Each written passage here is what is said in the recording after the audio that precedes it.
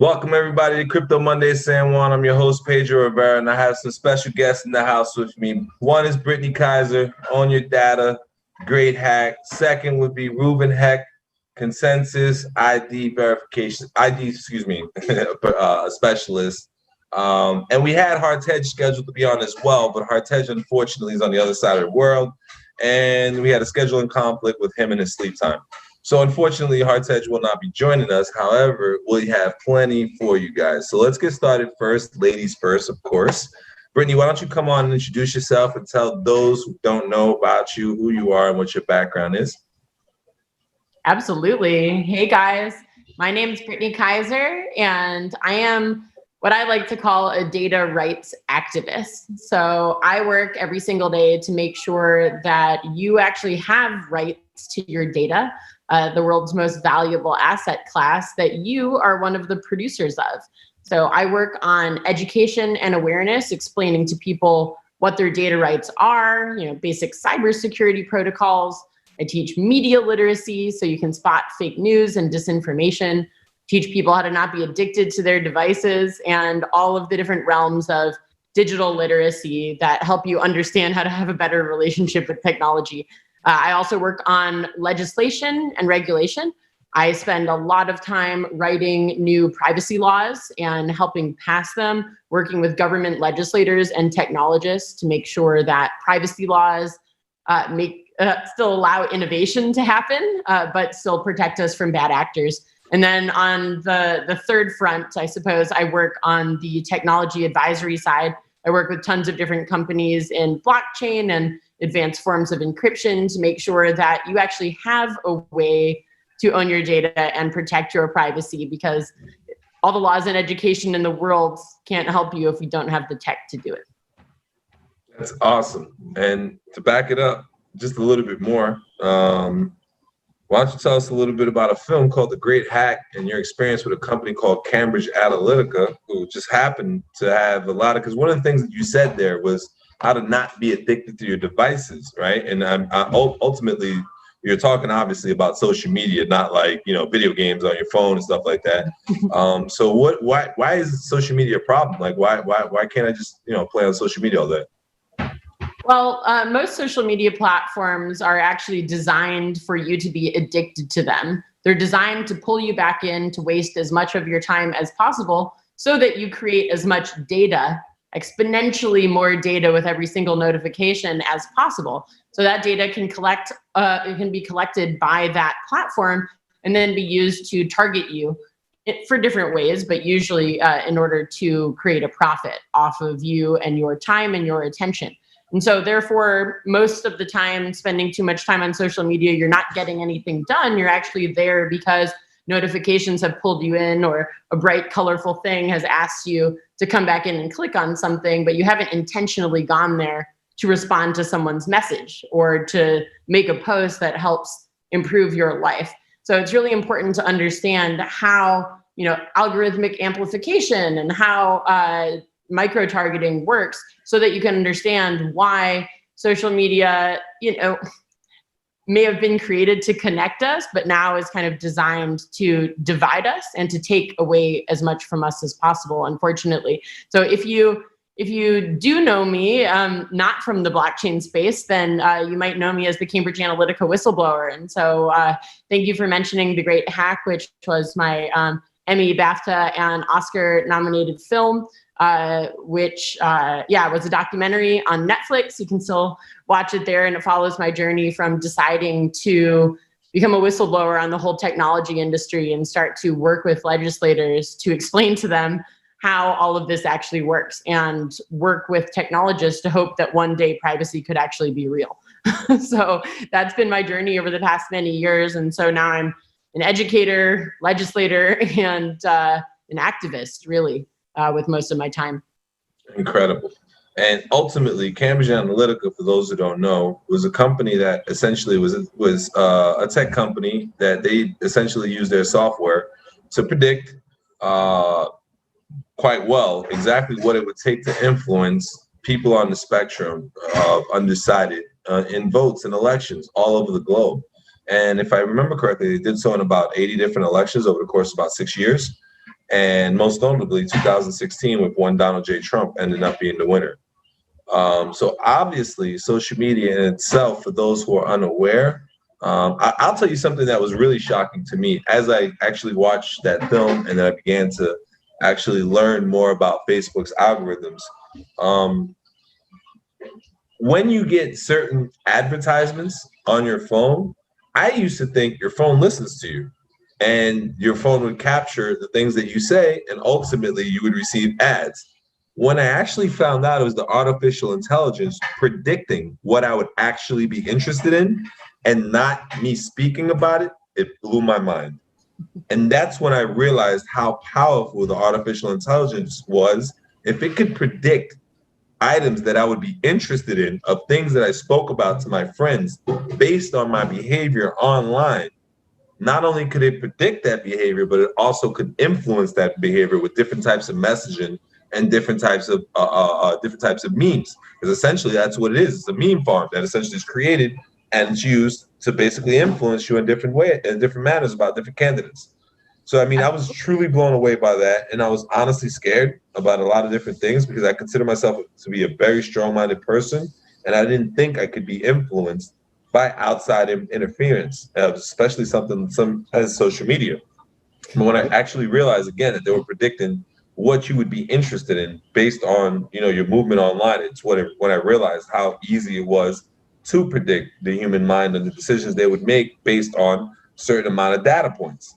So I want to turn this to Ruben, and I want Ruben to get on board and basically introduce yourself first and foremost. Ruben Heck, formerly of Consensus, and identification specialist, and just talk a little bit more about your background, Ruben, and who you are in this space. I was about to jump in and give all my thoughts already, but okay, so I do the intro. So I work in the blockchain space since like 6 years. When I joined, I was very fascinated about possibilities. I'm German, so privacy and data and GDPR, like there's lots of things going on. And so when I came to the US, I learned I think how people think about the space very differently. So it was very interesting. When I came to the space, sure, it was like Bitcoin and other things, but I got really, really fascinated when I've seen like decentralized applications and the possibilities around this. And to build these applications, you need some form of identity systems to use decentralized networks. So true peer-to-peer networks would require something which is in control of a user. So I started in 2016 to work on this concept, which is called self-sovereign identity. And it was in the beginning to solve some of the blockchain application problems. But then we realized that using the technology itself can solve way more like other problems within the space. So often people think about an identity system as like the replacement of your username password, or like you have an ability to log in somewhere. People are lazy and they want something simple and easy.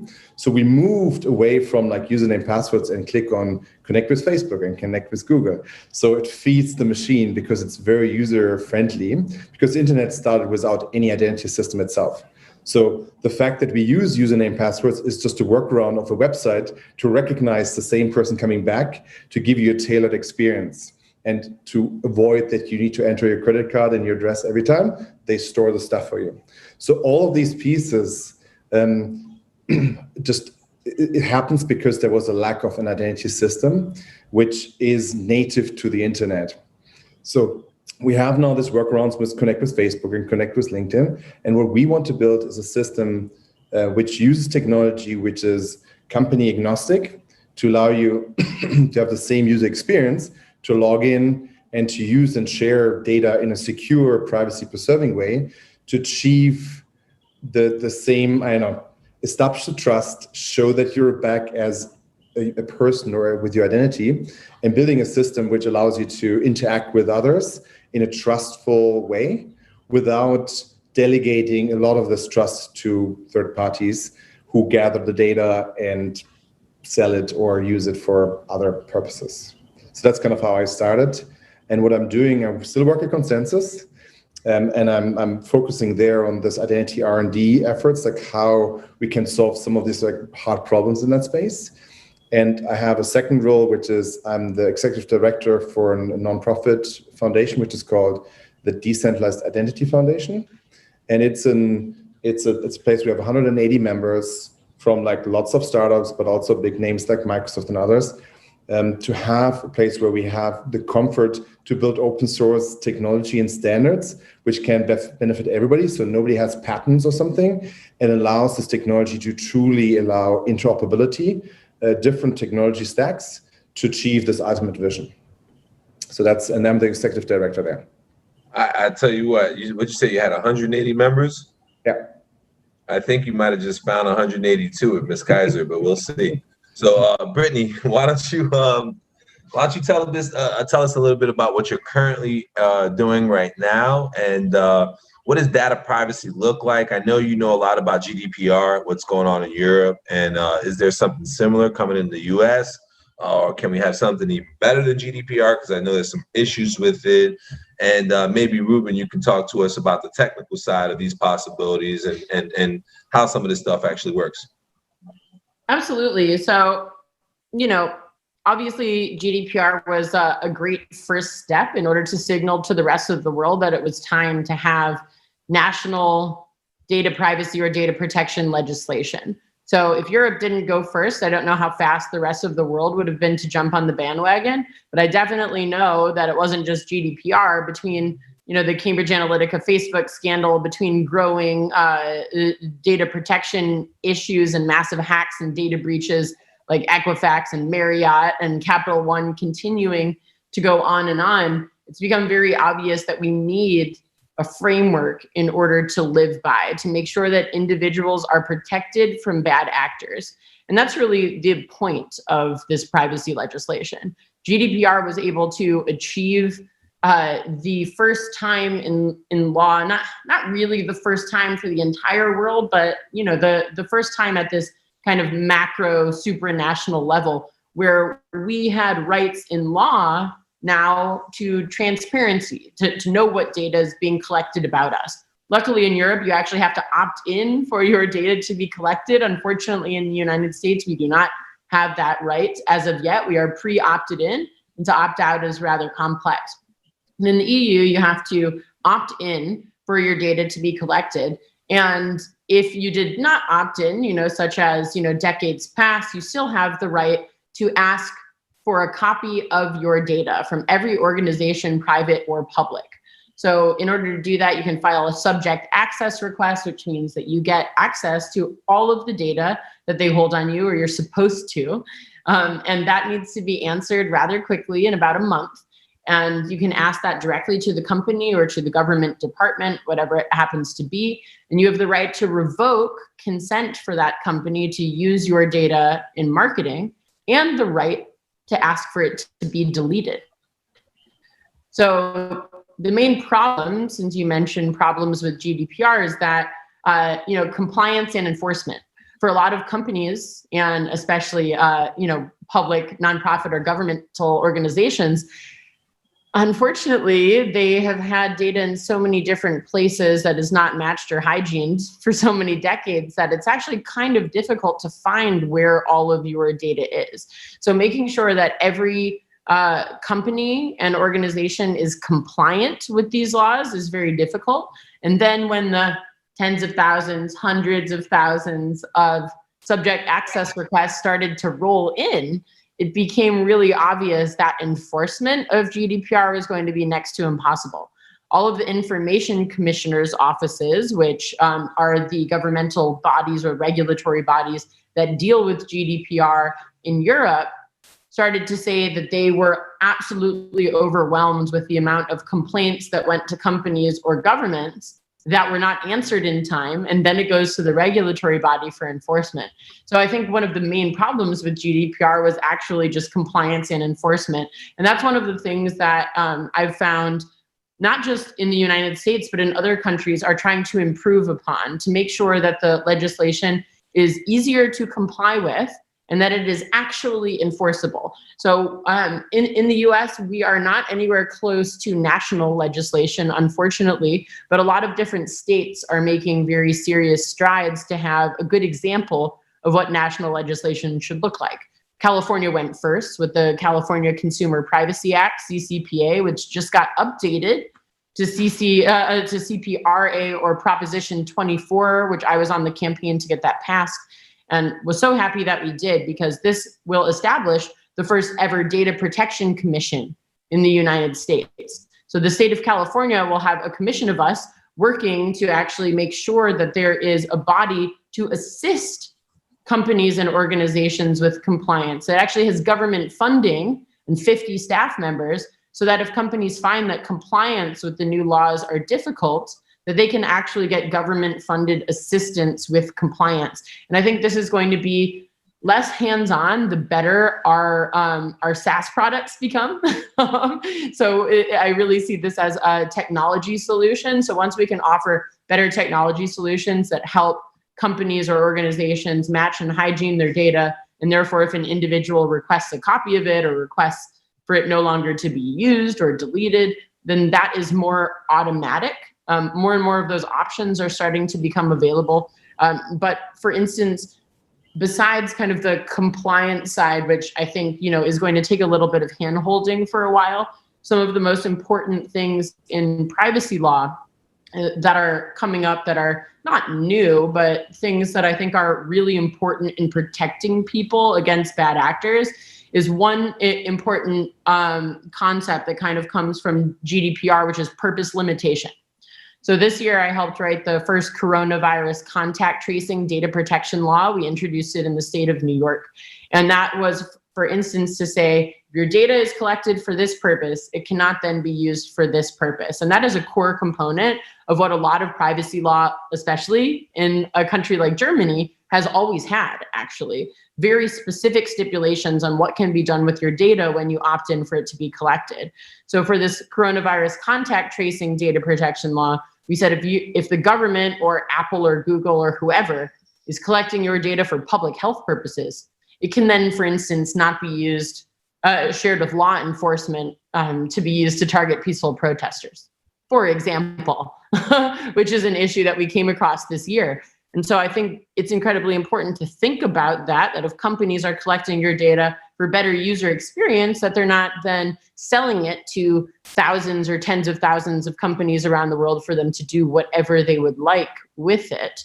And so the more that we start to think about, consent, transparency, permission structures on the data protection side, purpose limitation is one of the things that a lot of new digital identity and data protection and smart contracting in DLT technology is meant to solve. Who's allowed to collect our data for what purpose? How long can they keep it? What can they use it for? Who is it not allowed to go to, et cetera, and so forth. And so I think this is, something that Reuven probably works with all the time. Yes, it ties good into maybe some of the comments Pedro, like in terms of the technical things, because I think if we make it very easy to even share much less data, that's like on the other side of the coin. Like if companies do not need to collect all the information to provide you the service, and we make this very user friendly, this is ultimately, I think, very complementary. So I think on the technical side, what we're doing is ultimately we're using, similar to with Bitcoin or with a private key, you're in control of your money. So in the same mechanisms, we're using cryptographic signatures to prove that you're in control of an identifier. And with this identifier, you can associate information to this. So we often, like in our space, we call it about attestations or verifiable credentials. So if I can sign off cryptographically that Pedro is hosting meetings here, or that he is an expert in Bitcoin or something else, if you have this information attested to your identity and you're able with your key to prove that you are in control of this identity, it creates some really interesting dynamics, because it allows you to go to a new site the first time and prove to that site that you are in control of the identity, and have a certain set of attestations to establish the trust faster. And as an example, often people talk about this KYC, which is a term in banking. How do you establish that you're a customer in a bank? So you often go there and then you use username and password, then you upload your driver license and you upload your utility bill. And all of these different things you're uploading is ultimately to prove about a certain data point. So you prove that you're a citizen of the United States. You prove that you live in Puerto Rico. And all of these pieces typically contain so much more data than you need to validate whether something is legit. The usual example people say, if you enter a bar, you show your ID card. The ID card contains your address, where you live, and like your age, and all these details. The only thing a bar needs to know that you're older than 21, or depending on the country, to give you access to this. And here we are, that you give them the full name and the address where you live.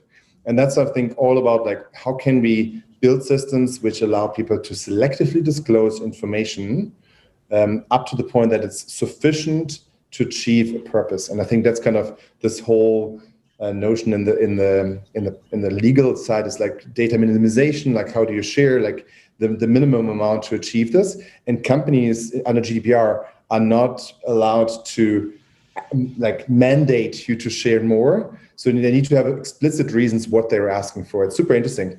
So what we are doing now is we're using the blockchain as like this independent backend system, which keeps my identity in the control of me and not in one company's control. So the whole idea is now that I can use it for whatever, entering a bar, like entering a website, and what the owner or like the user or the provider of the website will just check that the signature I'm using is associated to the entry in the blockchain.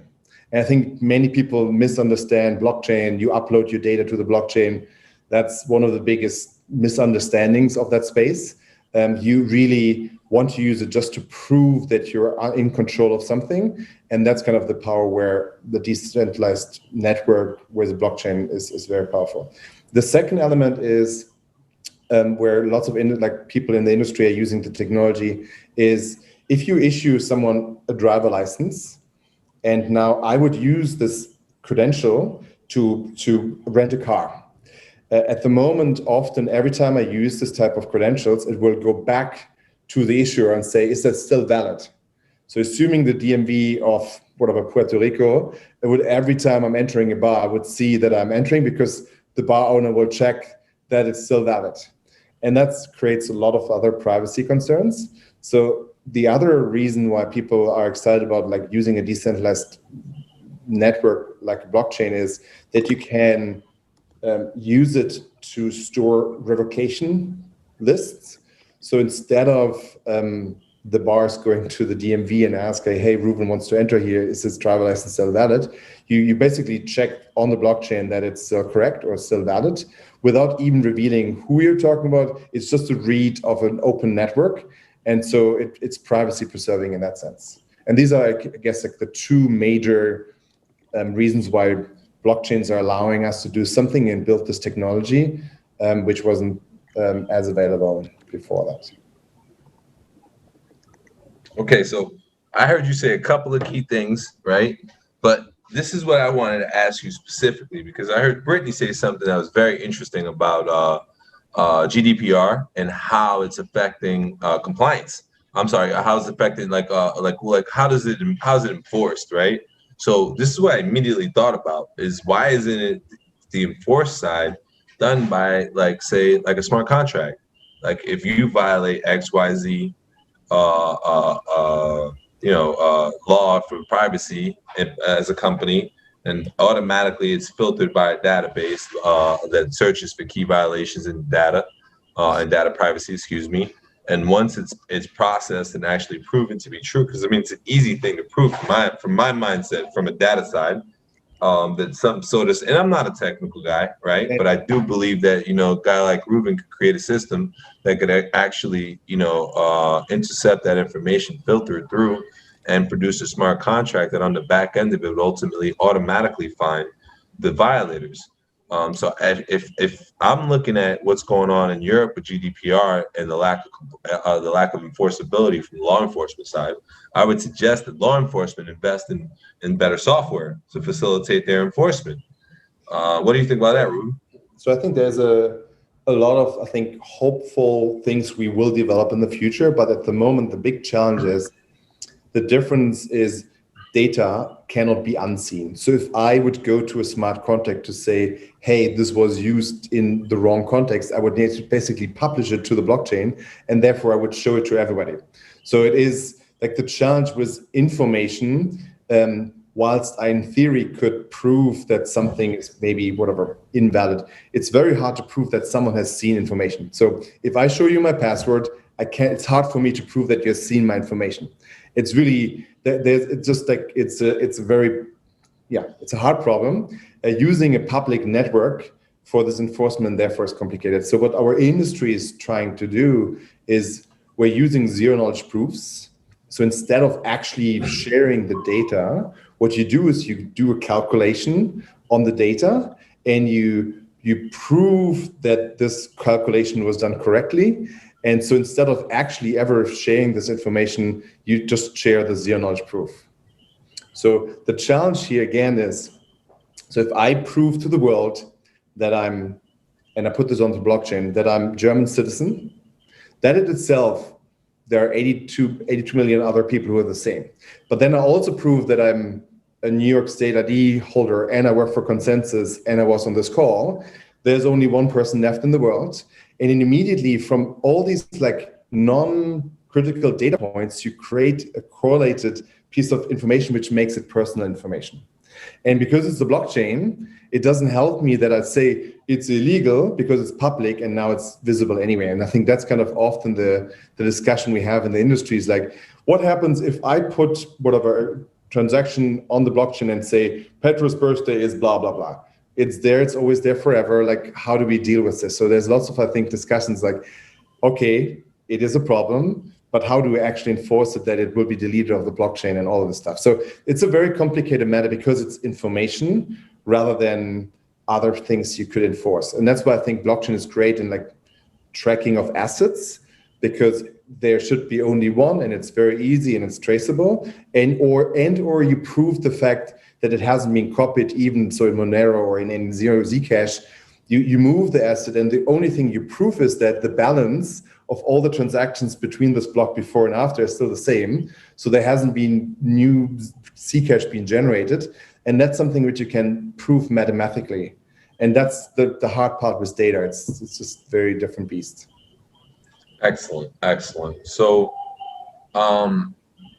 where do you see like identity moving forward, and like ultimately how is it that blockchain gives us the ability to really take advantage of its features to better have a grip on our own identity online? So I think the two major things I like is key management. So you want a system which, let's say, if something goes wrong, like how do you recover? Like at the moment, every company has their own mechanisms how you can go there, whether it's an online that sends you an email or whether you need to go to your bank and show your ID card to recover. The hard part is if you want to truly be in control of this, what's the enforcing function? And that's where I love smart contracts, because I can define rules and can use a mechanism which is not in the control of company A or company B, but it's a network. And I think that's why the first prototypes we did in 2016 on Ethereum used smart contracts to allow you to have social recovery or other, let's say, game theoretical ways to like change, let's say, the keys you want to use, or have multiple keys. You can add a key, and that's where the blockchain is great for this, because it's independent and can enforce those rules. And the second thing was the revocation. So if you want to have a neutral place where you inform someone without being privacy preserving that someone gets asked, that's one way. But for me, key management, I think, is the ultimate benefit why blockchain makes sense. Excellent, excellent. So as you know, you guys, if it's not your keys, it's not your crypto. I think we're seeing a lot of movement in the space going that direction, with a lot of people taking their funds off of exchanges and ultimately looking at different types of DeFi projects that actually allow you to still maintain your own private keys, although you lock your tokens and show that you actually have ownership of them. And the back end is the companies that you deal with. You know, they do a variety of financial products like microloans, or different types of financial products that produce, returns that you can actually make without actually having to jeopardize your keys. So I think that's huge for the space moving forward. And of course, I recommend that everyone understand that if you do not own your keys, you don't own your crypto. Yes. And go ahead, Ruben. Go ahead and tell us a little bit about sorry, that. I didn't want to, but I'm very excited about this topic. So that's one thing, and I think we often talk about censorship resistance in like the blockchain space, and it sounds irrelevant in many situations because we most of us live in places where governments are like fine, largely. But let's say imagine now you have an identity and you use it on Twitter or something else where you are now suddenly in an environment where the dynamics of the law is changing. So imagine you're in Turkey and you're a journalist in the last years, and suddenly your identity might be that you are violating certain laws in Turkey, and they would say, block this account, it's violating our laws. And so now Twitter or others would be in the situation that they need to make a choice to determine whether someone is legit or not. Imagine you're in Hong Kong and there is a law that the citizens in Hong Kong have certain like freedoms, and there's a law imposed in a different country in China, and they're like challenging this. And so if you are in certain places in the world, it is just a challenging situation. Like, who has the right to determine whether your identity is, to be protected or not? Are you doing something illegal? So whilst I'm fully behind the efforts to do the privacy law, because I think it will control the companies operating in certain like legal environments and jurisdictions, I think that's extremely important pieces. I ultimately believe public blockchains or other systems which use math and cryptographic mechanisms to prove that you're in control are extremely, beyond the law in a sense. Yeah, so they're not like, you shouldn't like violate any law, but let's say ultimately, if you have the censorship resistance, I think it's great. If you then use this identity system in a country, of course, every country can define their laws and can say, oh, you lose your identity to do anything in the United States because you violated something. They can revoke all the credentials about me. But my core, like, was the key. Yeah? So nobody should be able to take it away from me. And I think that's why I'm so passionate about this self-sovereign and censorship resistance thing, because your identity is ultimately the most like critical piece of like who you are and how you interact in the world. So I just wanted to like, I think The Net was the first movie like 20 years ago, which was like talking about like what can happen if you're doing something and people can control all your online things. And another movie, I mean, Great Hack was awesome. And like the new one, which was like The Social Dilemma, is explaining I think people misunderstand it's about selling more ads. I think the influence on what we believe and how we feel and how we think, it's not just the other side that they understand what we're doing and selling us ads.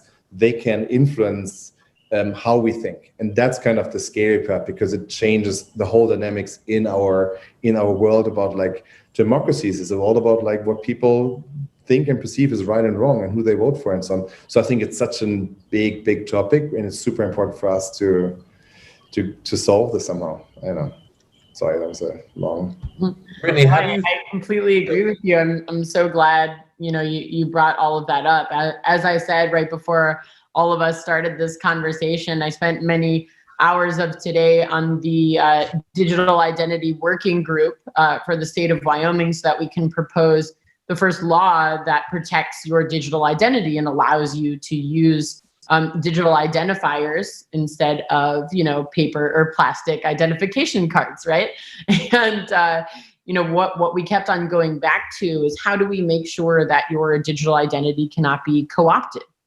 How do we make sure that it's protected at a level above property? I'm a big fan of, data rights falling under property rights, so that we can have full ownership over all of our data, and fractionalized ownership over data that we choose to create through some other platforms, but fully retain ownership of all of the unique identifiers, the personally identifiable information, or PII as it's normally called. And what we kept on coming back to is that we have to signify in law that your digital identity is a representation of your physical self. So it is you. It's there to represent you. And yes, you can have many different digital identities from different, digital identity providers on different platforms, or different types of data or unique identifiers that you might use for different purposes. But in the end, it is you. So if we're thinking about more of like a human rights law framework, no one can own your digital identity, just like no one's allowed to own you. You cannot sell yourself into slavery. You cannot sell your digital identity.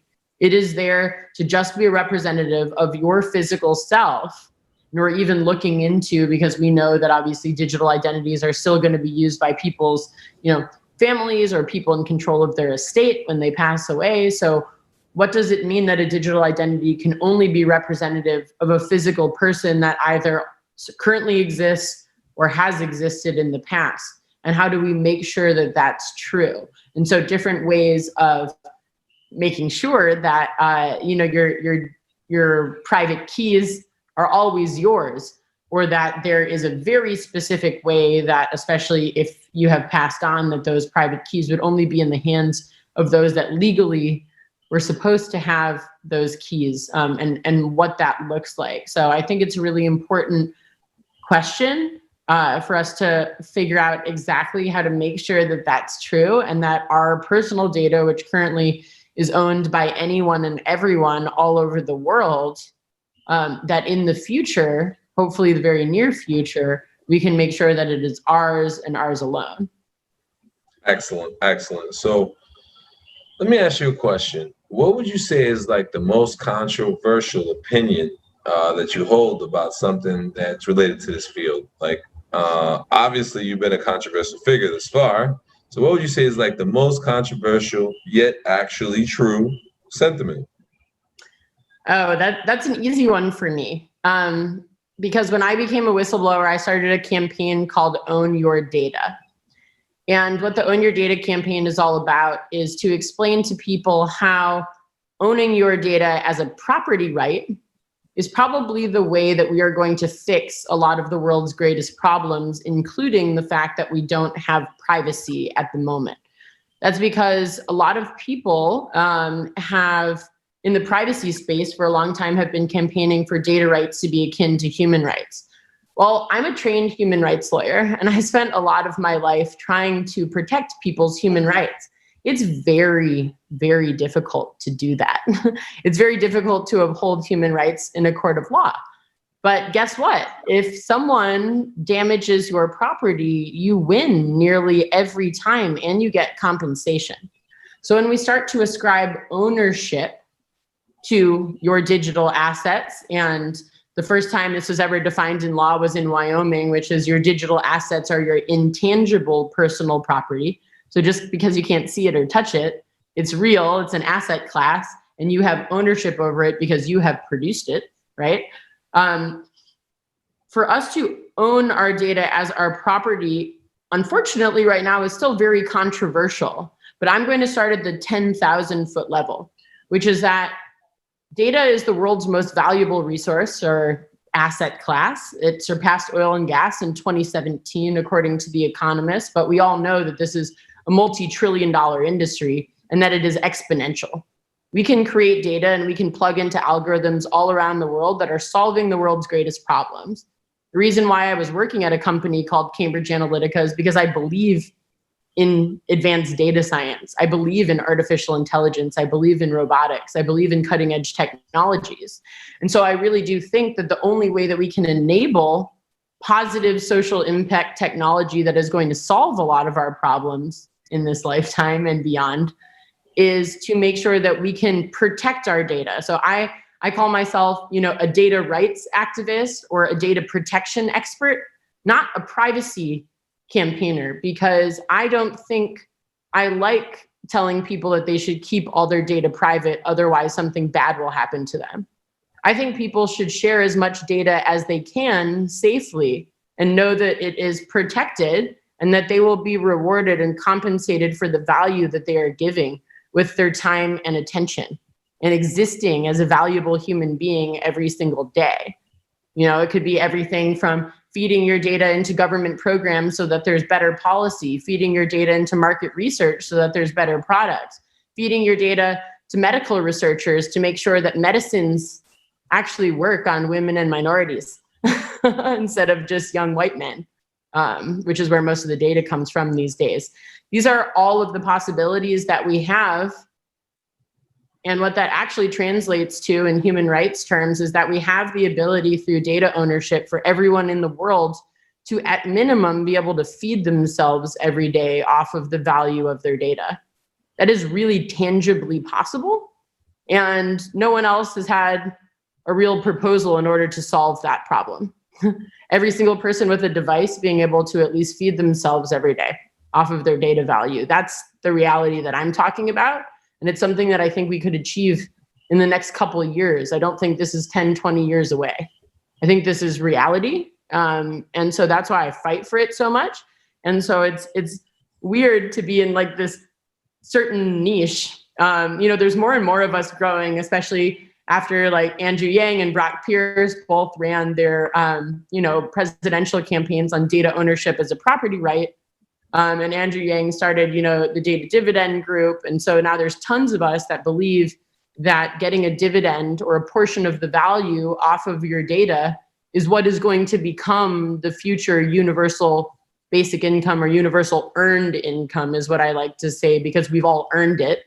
We've been spending our time and attention creating the data, even if it's just walking around with a cell phone or spyware in our pocket. And we should be rewarded for that. There's a much more equitable future that's available for everyone once we start to build. Well, actually, I know a lot of these technology projects are built because I sit on a lot of their boards. But once we have more, scalable levels of projects that allow you to own and monetize your data, and that reality is still here today. Like I like to tell people, use Brave browser instead of Google Chrome. Use SenseChat instead of WhatsApp. Use a Clear phone instead of your iPhone. These are all technology products that pay you and care about your privacy, but pay you for the data that you safely, anonymously, or pseudonymously share. And I hope that soon this opinion is not controversial, because I think curing the world of extreme poverty should not be controversial. But apparently it is for some people. I was about to do something controversial and disagree with Brittany here. No, I think, but at the end you said it. I think I would not sell my data. I would want not to sell my data, but I think you said at the end, it's anonymous. Like I'm creating content and I can sell it without it being tied specifically to myself. I think then that'd be cool. So I think what I think is maybe most controversial is I kind of indirectly said it about the being above the law or cross the law. So for me, building an identity system which spans all our legal system is very tricky. So I think as Brittany says, like it's a human right to have certain things. And I believe it's very hard that individual companies or certain governments can build the system. So I am supporting the notion of like using crypto economics and like public blockchains here as the better system to build more resilient identity backend system. So that doesn't mean that I'm trying to like be against any individual law. I think this is required, but like having a system which spans all of this and therefore is more universal is something which is still somewhat controversial when I say this. So that's often I say like that's my personal opinion. I think ultimately people should have their right to choose what system they trust. If I choose to hold my Bitcoin on Coinbase or my own wallet, it's my personal choice. And what I want to work on and what I think many people are very passionate about is to give people the same choice for them to make the decision where and how they want to use their identity system, whether it's in control of a company or of a system which is governed by crypto economics. Well, I'll tell you what, I see a lot that can be done in this space with the blockchain and the potential applications of the blockchain. But as you mentioned, there's a lot of work that needs to be done, right? And we're still in the early phases of the actual technology itself. I know like we like to think of everything that happens in the blockchain world as it'll all happen in 3 to 6 months. But the truth is, great software takes some time to build and you got to work out the kinks. So where do you see like us going? And I think, Brittany, you alluded to this with what you're saying your timeline is and what you see in anticipation of some of the laws changing. About you on the technology side, Ruben, where do you see some of this stuff ironing itself out in terms of like actually working? And then from then, we can actually get to the compliance side of things, which I think from our answer before would mean we'd have to perfect this end first. So I think from a technology point of view, a lot of things are actually working today, but it is not as mature as we want. I think the challenge we often have, people say identity, and in their head, they think about a digital ID card replacement. So when I talk about identity, in particular digital identity, what you want is you want to use services, you want to interact with people. Typically to do this, you need to have some level of trust. So what we're building at the moment in a digital space, like because people don't know each other online, we're building reputation systems. So you have a reputation on Uber or on an eBay and so on, and you build them always server-centric. So if I'm a great Uber driver and I go to Lyft and I'm nothing, I start from scratch. So by building now systems which are like user-centric, I can use them somewhere else. So if I start being someone here in the community in Puerto Rico and I go somewhere to Austin in the future and I prove that I know all of these people, I have done all of the things, I have some form of reputation. So ultimately, identity is, as Brittany said in the beginning, like it's about yourself, like who are you, like in a more digital world. And that can be, you have maybe multiple identities. I have my gaming identity, I have my legal identity as a German citizen, I have an identity in the Puerto Rico blockchain space. So all of them are in my control and I can selectively disclose to whom and where I want to share something. So that was a long story about like what identity is. So if you say, can we use this technology to have government type use cases? I think that will take longer time.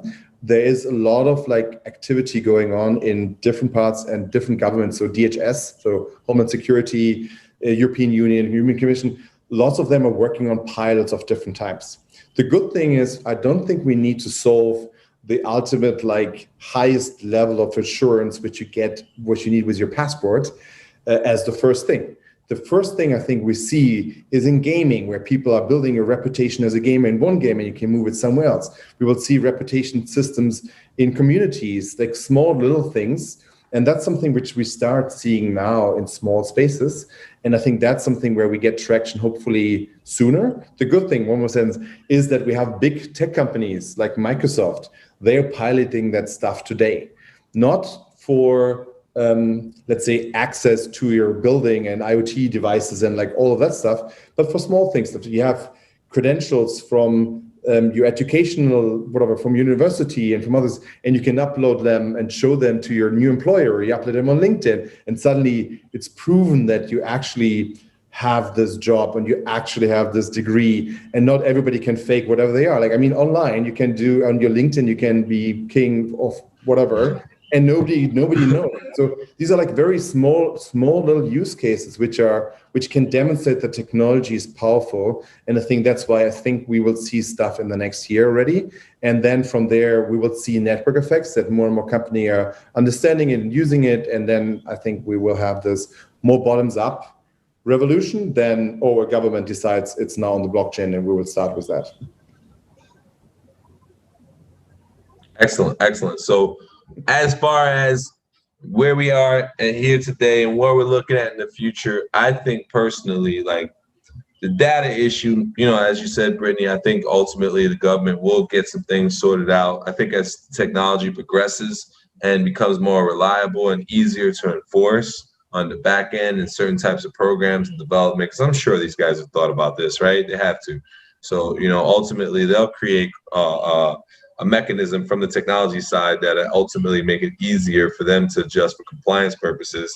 I see that, data will ultimately change. And I think you might be right, Brittany. I think ultimately that is a way to fund what you said would be universal earned income, which I actually like better than universal basic income, or the Freedom Act, as Yang was calling it. And I think ultimately, it's going to move in that direction, man. I think it might have to. Because if you look at what technology is doing and what types of jobs it's replacing, the people's jobs that it's replacing are people in age groups and demographics that are not easily trained to be doing other professions. And those jobs are drying up very fast. Just think of like a truck driver who's been driving trucks for 30 years and self-driving cars are coming. They'll be here within 2-3 years. They're already here now, but like trucks on the road that are driven by people is not going to be a thing of the future. It's got a very short shelf life, and there's an insane number of truck drivers in our country. I think that number is like in the hundreds of thousands. And what will those people do after they, automate self-driving trucks? Because obviously self-driving trucks, they have no restriction on time limits, how long they can work. They can drive all night long, which is a huge bonus because trucks can't go that far without it. And then obviously, if you look at year-over-year expense for actual truck drivers, as opposed to just purchasing these self-driving vehicles, it's a no-brainer, and it's going to happen very fast. And it's going to happen very fast in a variety of areas, so it's going to cause a lot of people to need an adjustment in their income base. And I think that, there are a variety of ways of going about universal earned income, as you mentioned, but I think that might be the best idea yet, because we all do have, data that we're feeding into these algorithms that these companies are making trillions of dollars annually on. They're not giving us a dollar for it. So, Brittany, why don't you tell us a little bit more about where we can find you, give us some contact info, and tell us how we can get a hold of you. Yeah, absolutely. I would love to hear from absolutely anyone. If you want to know more about my work, please email me at info@ownyourdata.foundation. Ownyourdata.foundation is obviously the Own Your Data Foundation's website, and you'll find a lot of privacy and data protection information there, links to other websites and groups and organizations who are doing awesome work. You can learn more about the types of educational programs that we do. We do digital literacy training for adults and for kids, and programs, virtual programs that you can do by yourself at home or can be used in schools. So we'd love for you guys to check that out. And please do follow me on Twitter at OwnYourDataNow, Instagram at own.your.data, and at OwnYourData on every other platform that you can possibly imagine. And I also have a weekly show on Talk Shop Live. If you want to check it out, my channel is at Brittany Kaiser. My show is Privacy by Design, and it starts in about 40 minutes. If you guys are watching that live, watching this live right now. So thank you, Pedro, and thank you. No, I thank you, and I appreciate you coming on. You've always been a true friend, and I'm a huge fan and supporter of the work that you do, and what you're doing is amazing.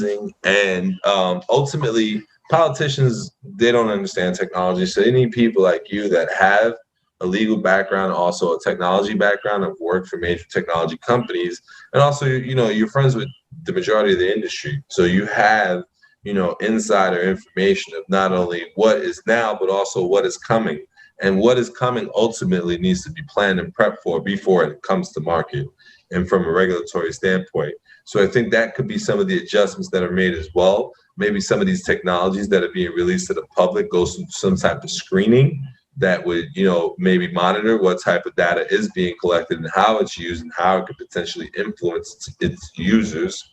Maybe that could be some things that you guys think about. And what about you, Ruben? Where are you at nowadays, and what are you up to? So you can find me, I think some of the stuff I'm talking about is like the technology development happens on identity.foundation, and you can reach me at ruven@identity.foundation with my email address, and on Twitter at RH7, it's my handle there.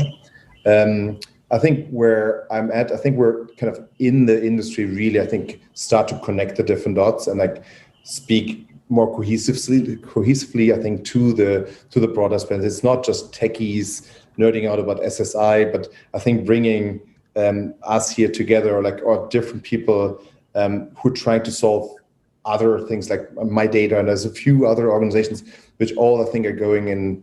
I think the voices get louder and more heard, and I think that's great. So I'm very optimistic of seeing some change hopefully in the next years. So reach out if you have any questions.